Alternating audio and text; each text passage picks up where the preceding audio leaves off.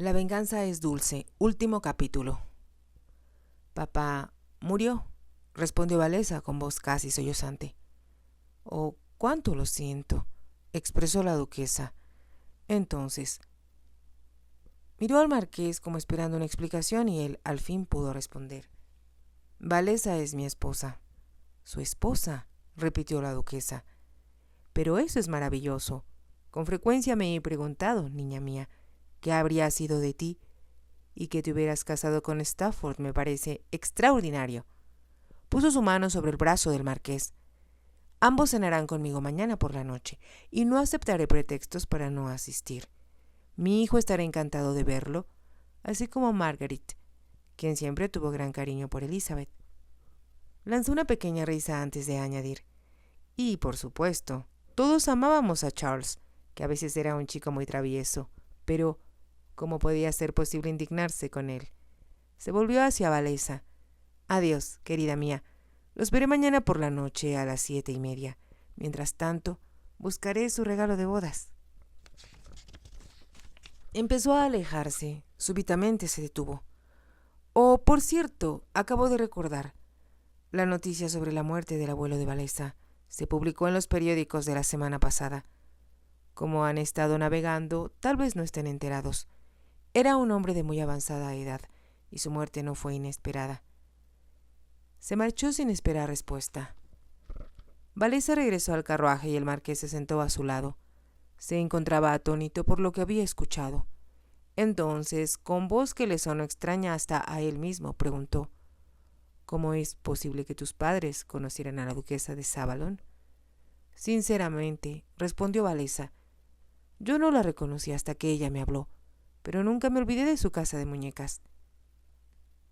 ¿Así que estuviste en París?, insistió el marqués. Fue hace tiempo. Yo tenía entonces como 7 años, pero papá solía a veces hablar de ella. El marqués estaba muy asombrado. Mientras avanzaban, pensaba en lo especial que había sido siempre la duquesa respecto a la gente que trataba. Había sabido de mujeres que lloraran porque no habían sido invitadas a una de sus fiestas. Cuando iba a Inglaterra se hospedaba en el Palacio de Buckingham y no en la Embajada de Francia, como era de esperarse.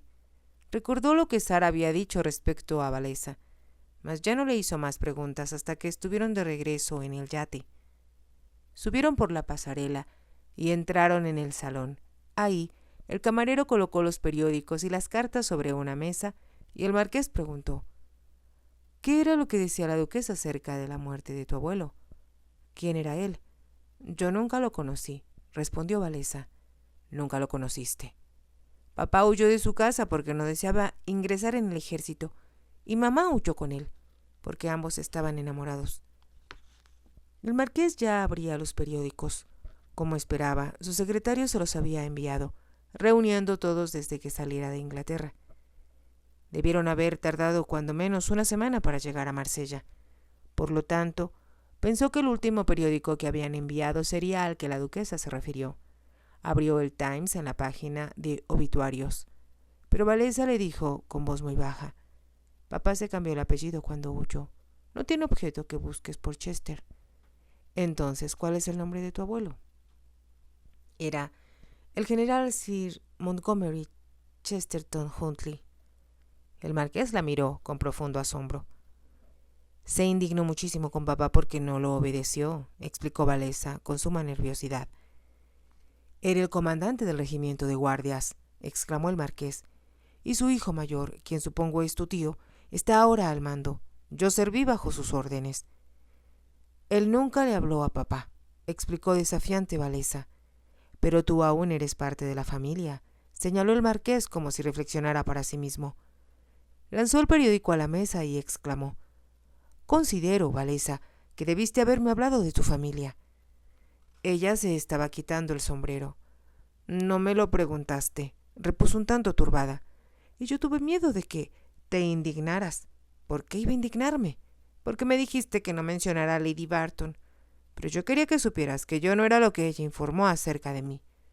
Pensé que te lastimaría siquiera pensar en ello, se defendió el marqués. Pero ahora cuéntame exactamente quién eres. Advirtió que Valesa estaba nerviosa. A la vez, Percibió que deseaba que él supiera que era una dama y no la despreciable criatura que Sara había descrito.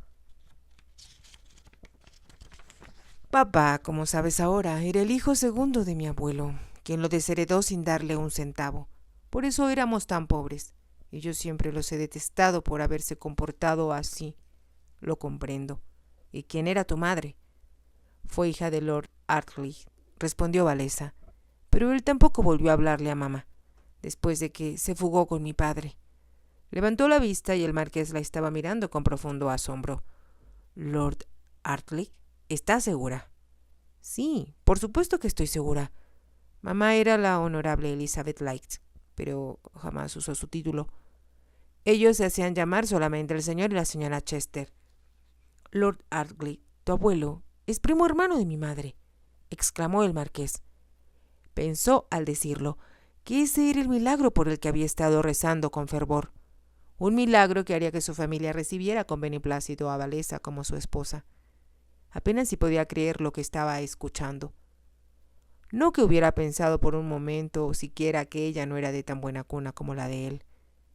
Creo que mis dos abuelos fueron muy crueles, estaba diciendo Valesa, y si yo alguna vez tengo hijos, nunca los arrojaría de mi vida, por mal que se comportaran. Tus padres se fugaron juntos simplemente porque se amaban, dijo el marqués con voz muy suave. Se amaban al grado de no importarles nada más, sino su amor, respondió Valesa. Ni siquiera que mamá estuviera comprometida para casarse con alguien de suma importancia, y que la boda fuera a realizarse 2 semanas después. ¿Fueron felices?, preguntó el marqués. Mamá decía que estar con papá era como estar en el cielo. Al marqués no pasó inadvertida la nota de emoción que transmitía la voz de Valesa. ¿Es lo que tú deseas sentir?, preguntó él con infinita dulzura. Ella desvió la mirada. El marqués observó su turbación y le pareció tan profundamente adorable que no sin dificultad evitó tomarla entre sus brazos. Los camareros estaban preparando la mesa, así que dijo: «Debes contármelo todo más tarde». Durante el almuerzo, Valesa le contó que su padre había deseado viajar por todo el mundo y de cómo, al principio, después de que ella naciera, la habían llevado a todas partes con ellos. El marqués pudo comprender por qué Valesa deseaba aprender tanto de los países donde había estado. En esa época era muy pequeña para recordar mucho acerca de ellos. Creo que tenía yo 6 o 7 años cuando me llevaron a París y nos hospedamos con la duquesa. Hizo una pausa como si estuviera recordando y prosiguió. Recuerdo que después fuimos a Roma. Yo pensé que el Coliseo era muy grande y me sentía asustada de que los leones y los tigres estuvieran todavía allí. Le comentó también que después de la muerte de su madre, su padre había gastado todo el capital de cuyos intereses habían vivido hasta entonces. Él se sentía completa y absolutamente desdichado. Sin mamá, explicó. Le era imposible pensar con claridad. Solo podía sufrir. Pensó que eso sería lo que ella sentiría si perdía al marqués. Él la estaba escuchando, pero sus ojos no cesaban de mirar hacia el reloj que estaba encima de la chimenea, y Valesa imaginó que debía tener un compromiso y deseaba deshacerse de ella. Si vas a bajar a tierra, dijo, tal vez será mejor que yo me recueste. Era algo que ella había hecho por órdenes de Bowers todos los días que habían estado en el mar. Abrigó la esperanza de que el marqués le dijera que podía ir con él. Sin embargo, él contestó: «Es buena idea». Enseguida se puso de pie. «Ve a descansar, después vendré y te explicaré mis planes». «Eso me gustaría», exclamó ansiosa Valesa. Se apresuró a ir a su camarote, donde las claraboyas miraban hacia el mar y el sol penetraba a través de ellas. La mayoría de las tardes había dormido un poco. Eso la hacía mantenerse más alerta y vivaz. Escuchó al marqués dirigirse a su camarote y, unos minutos más tarde, llamaron a su puerta y él entró. Con asombro, vio que llevaba puesto una larga bata como la que su padre solía usar. Cerró la puerta y avanzó hacia ella. A Valesa le pareció que tenía una extraña expresión que nunca le había visto antes. «Pensé que bajarías a tierra», dijo. «Cambié de parecer. Pensé que, para variar, podríamos esta noche cenar en un restaurante. Existen algunos muy buenos en Marsella». «¿En un restaurante?», exclamó Valesa. Era algo que nunca había hecho y sabía que sería muy emocionante. Él se sentó al borde de la cama, frente a ella. Entonces dijo: como quizá regresemos tarde, pensé que, como tú estabas descansando, yo podría hacer lo mismo, y tal vez podríamos descansar juntos. Ella sintió que su corazón daba un vuelco de alegría. Observó que los labios de él estaban muy próximos a los de ella, y experimentó las mismas vibrantes sensaciones que dominaban su interior, como cuando el marqués la besó por primera vez. Eso me gustaría mucho, susurró. ¿Estás segura?, preguntó él. Lo miró a los ojos y no pudo desviar la mirada. No deseo asustarte, dijo él. No, tú nunca lo harías. Ella pensó que iba a besarla y sus labios temblaron. En cambio, él se quitó la bata y se metió en la cama junto a ella. Por un momento, Valesa apenas pudo creer en lo que estaba sucediendo. Y mientras él, con gran ternura, la rodeaba con sus brazos, lanzó un pequeño murmullo y ocultó su rostro en el cuello del marqués. Ansiaba poder abrazarte hacia anoche, confesó el marqués, pero tuve miedo de que si venía a tu camarote pensarías que era yo un ogro. Un ogro, no, susurró Valesa, sino el hombre de la luna. ¿Por qué? Porque estás fuera de mi alcance. La ciñó un poco más a él. No estoy fuera de tu alcance, Valesa, y deseo amarte. Él esperó. Muy lentamente, vencida por la alteración, ella levantó su rostro hacia él. El marqués la sintió temblar y comprendió que no era de temor. Poco a poco, como si él deseara saborear el momento, sus labios descendieron a los de Valesa. Ella comprendió que eso era lo que había deseado. La noche anterior había sentido un temor desesperado de que aquel primer beso significara el adiós. Instintivamente, sin pensarlo, se acercó a él. El corazón del hombre apasionado, al latir, golpeaba contra el de ella. Ella sintió que tanto la luna como el sol se estaban sumergiendo a través de su cuerpo y que ya no era ella misma, sino una parte de él. No comprendía sus sentimientos, mas deseaba entregarle no solo sus labios, sino su corazón y todo su ser. El marqués la besó en los ojos, y ella dijo: «Te amo, te amo». «Es lo que ansiaba escuchar», respondió el marqués con voz muy profunda. «No sabía que el amor era así», susurró Valesa. «¿Cómo?» «Siento como si yo hubiera dejado de serlo para fundirme dentro de ti y ambos estar en la luna». «Mi precioso amor», dijo el marqués, «¿cómo podría estar solo, sin ti?» Entonces le estaba besando la naricilla recta, las mejillas y la suavidad de su cuello. Fue así que Valesa sintió como si el sol se hubiera convertido en fuego.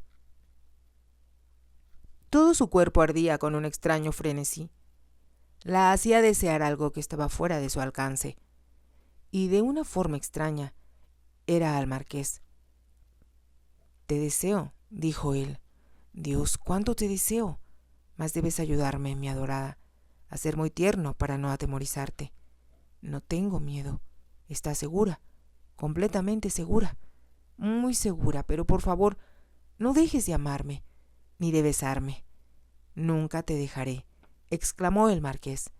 «Eres mía, mi adorada, mía para siempre. ¿Puedo entonces quedarme contigo?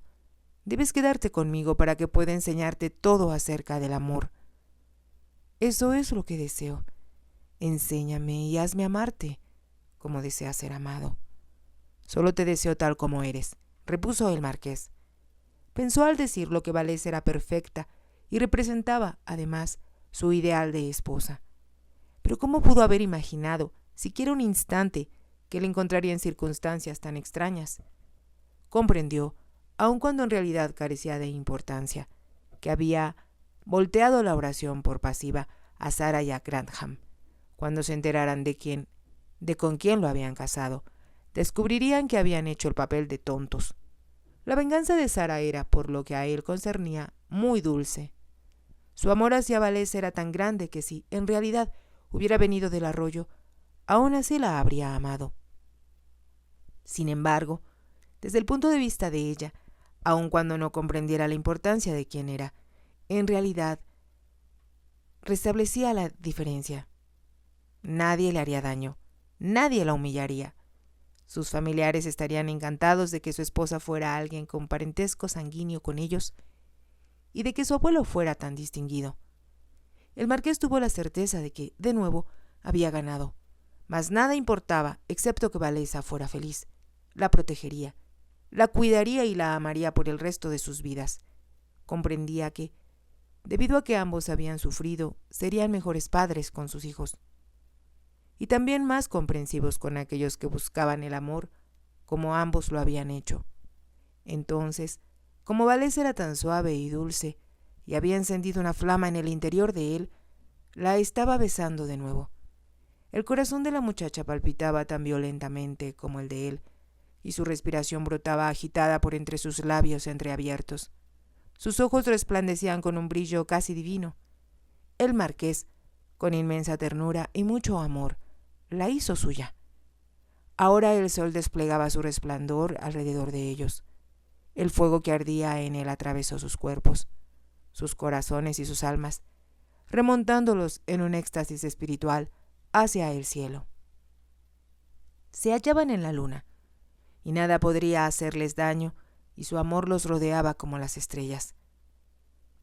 Era un amor que crecería y se haría más intenso a través de sus vidas, conduciéndolos unidos hasta la eternidad. Si te ha gustado, te invito a que te suscribas, a que me regales un me gusta y actives la campanita para que puedas seguir escuchando más historias. Gracias.